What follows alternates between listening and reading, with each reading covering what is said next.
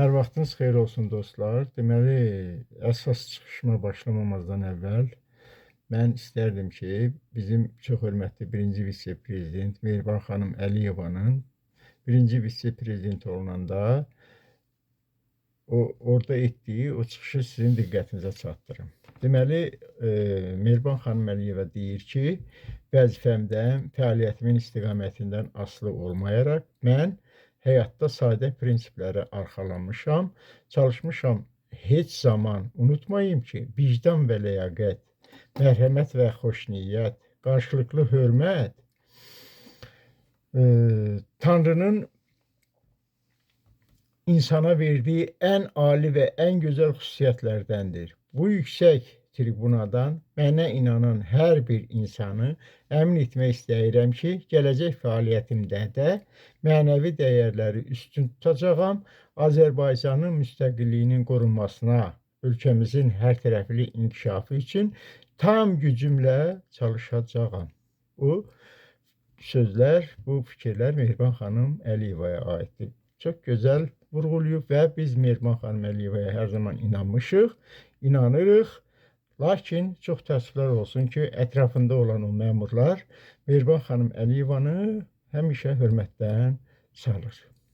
Buna bariz nümunə olaraq biz deməli Amerika Birləşmiş Ştatlarında cənab prezident orada rəsmi səfərdə olanda orada olan təxribatı misal göstərə bilərik. Eyni zamanda bizim cənab prezident İlham Əliyevlə birgə onun xanımı bizim birinci vitse-prezident Mehriban xanım Əliyevanın Münhen Təhlükəsizlik Konfransında ora gedəndə orada təxribatçı jurnalist Emin Hüseynovun suallarını cavablandırması gözümüzün qarşısındadır.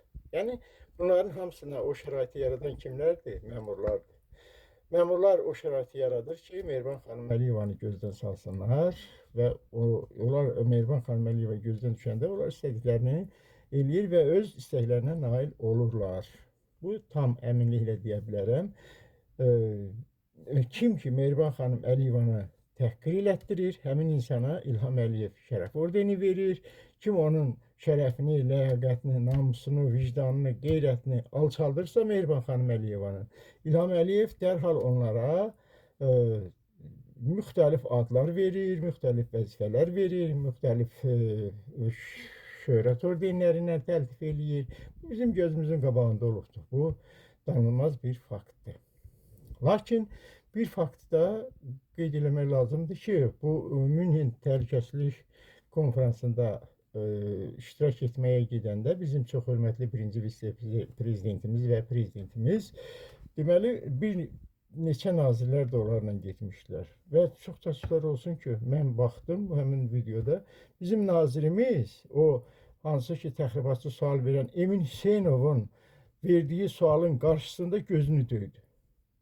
Bu nazirdir. Deməli, Azərbaycandan kənara çıxanda bunlar bilmirəm nə olurlar, onu demirəm. Amma Azərbaycana gələndə özləri nazir kimi. Biz nazirik. Siz nazir idiniz, bir dənə Emin Hüseynovun orada cavabını verə bilmədiniz. Əgər bugünkü gün Mehriban xanım Əliyeva və yaxud cənab prezidentimiz İlham Əliyev bu təxribatçı jurnalistlərə sual verirlərsə, suallarına cavablandırırlarsa, o deməli onda bu jurnalistlər nəyə lazımdır? Onda biz nəyə lazımıq?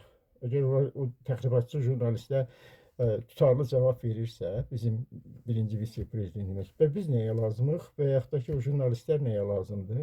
Qeyri-hökumət təşkilatları nəyə lazımdır? Bir mənə başa salın görək.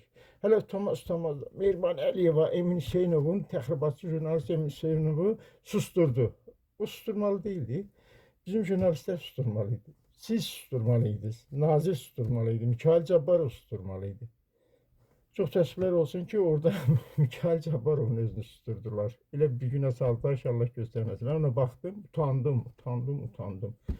Bu Mikayıl Cabbarovun bu cür hərəkətləri deməli, nəsə mənə çox pis təsir elədi ki, mənim nazirim orada sənə təxribatçı sual verirsə, necə Mehriban Əliyev onu susturursa, sən də susturmalısan. Əgər Mehriban Əliyev onu susturmağı bacarırsa, sən susturmursansa, deməli, sən nəyə lazımsan? Səndən nə nazir çıxa bilər?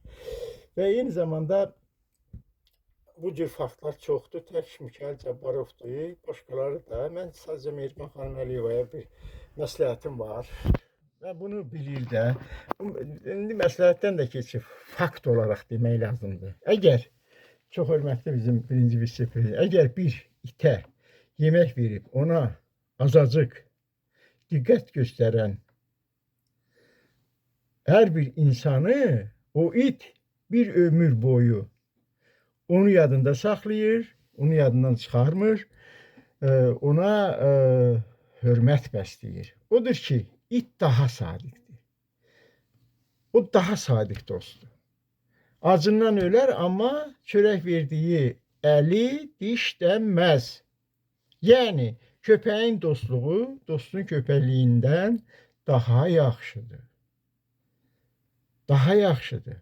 Bu bir mənalı şəkildə, mən bunu sizə bir tövsiyə olaraq deyirəm. Çox hörmətli Mehriban xanım.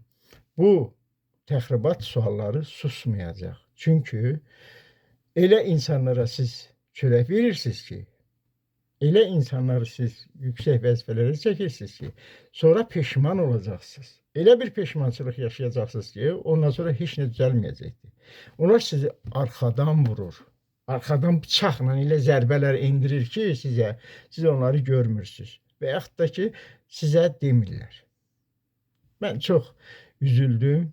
Mən çox pis vəziyyətdə düşdüm ki, bizim İqtisadiyyat Nazirimiz bir təxribatçı jurnalistə belə cavab verməyə qadir deyil.